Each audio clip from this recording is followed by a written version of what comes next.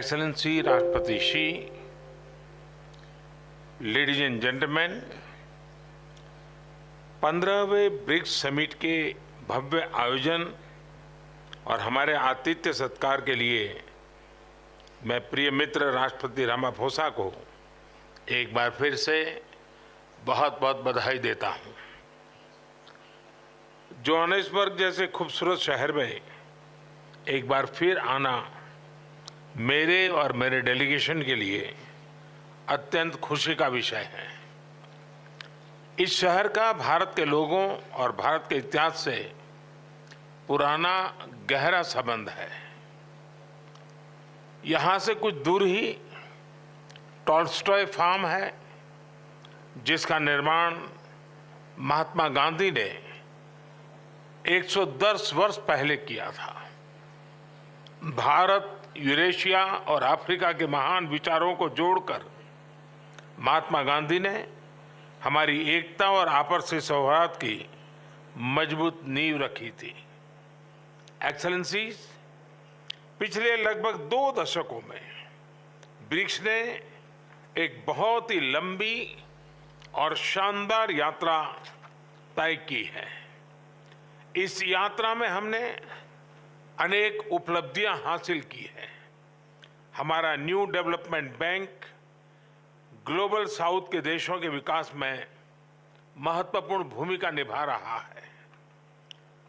Contingency reserve arrangements के माध्यम से हमने फाइनेंशियल सेफ्टी नेट का निर्माण किया है। BRICS satellite constellation, vaccine R&D centre, pharma उत्पादों को पारंपरिक मान्यता जैसी पहलों से हम ब्रिक्स देशों के आम नागरिकों के जीवन में सकारात्मक बदलाव ला रहे हैं। Youth summit, BRICS games, think tank council जैसे इनिशिएटिव से हम सभी देशों के बीच पीपल टू पीपल टाइज मजबूत कर रहे हैं।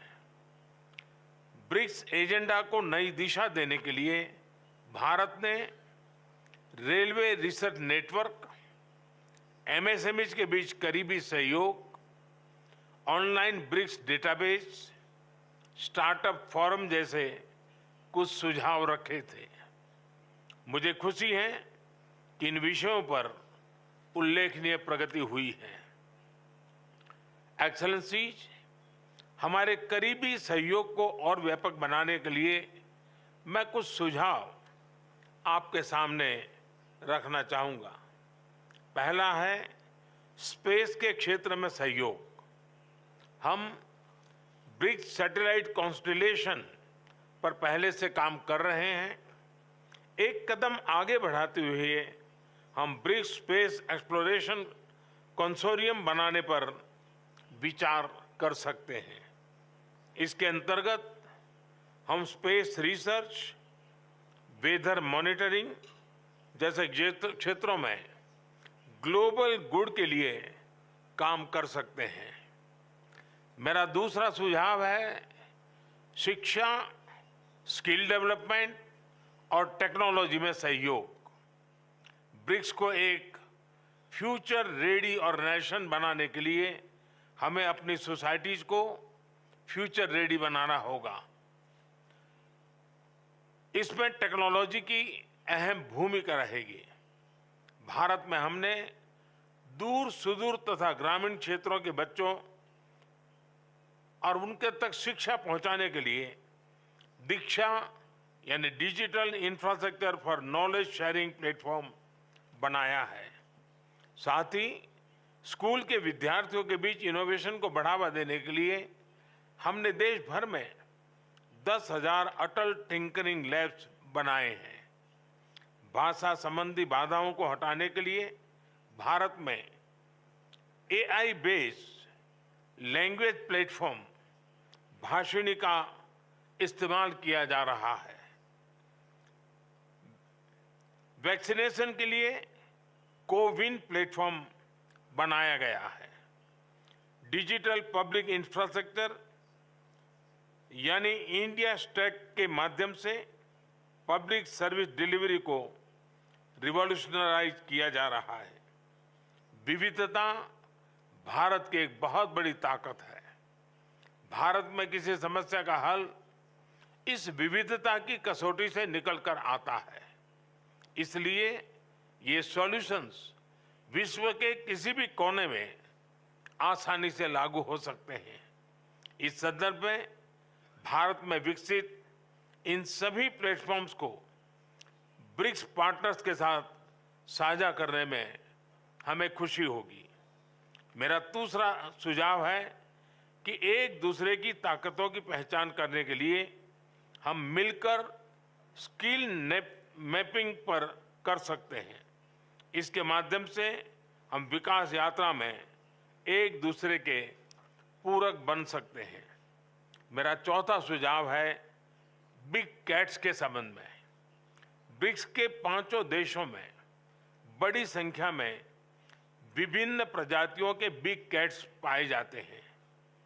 इंटरनेशनल बिग कैट अलायंस के अंतर्गत हम इनके संरक्षण के लिए साझा प्रयास कर सकते हैं। मेरा 5वां सुझाव है ट्रेडिशनल मेडिसिन को लेकर। हम सभी देशों में ट्रेडिशनल मेडिसिन का इकोसिस्टम है। क्या हम मिलकर ट्रेडिशनल मेडिसिन की रिपोजिटरी बना सकते हैं? एक्सेलेंसी, दक्षिण अफ्रीका की अध्यक्षता में ग्लोबल साउथ के देशों को ब्रिक्स में एक महत्व विशेष दिया गया है। हम इसका हृदय से स्वागत करते हैं। यह वर्तमान समय की मात्र अपेक्षा ही नहीं बल्कि जरूरत भी है। भारत ने अपनी G20 अध्यक्षता में इस विषय को सर्वोच्च प्राथमिकता दी है।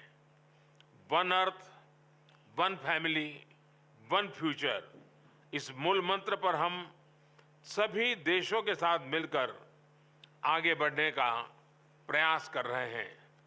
इस वर्ष जनवरी में आयोजित voice of global south summit में 125 देशों ने भाग लिया और अपनी चिंताओं और प्राथमिकताओं को साझा किया। हमने अफ्रीकन यूनियन को G20 की स्थायी सदस्यता देने का प्रस्ताव भी रखा है। मुझे विश्वास है कि सभी ब्रिक्स पार्टनर्स G20 में भी साथ है और सभी हमारे प्रस्ताव का समर्थन करेंगे। इन सभी प्रयासों को ब्रिक्स में भी विशेष स्थान दिए जाने से ग्लोबल साउथ के देशों को उनका आत्मबल और बढ़ेगा। एक्सेलेंसी, भारत ब्रिक्स की सदस्यता में विस्तार का पूरा समर्थन करता है और इसमें कॉन्सेंसस के साथ आगे बढ़ने का स्वागत करता है। 2016 में भारत की अध्यक्षता के दौरान हमने ब्रिक्स को building responsive, inclusive and collective solution से परिभाषित किया था। 7 साल बाद हम कह सकते हैं कि BRICS will be breaking barriers, revitalizing economies, inspiring innovation, creating opportunities and shaping the future. हम सभी ब्रिक्स पार्टनर के साथ मिलकर इस नई परिभाषा को सार्थक करने में सक्रिय योगदान देते रहेंगे। बहुत बहुत धन्यवाद।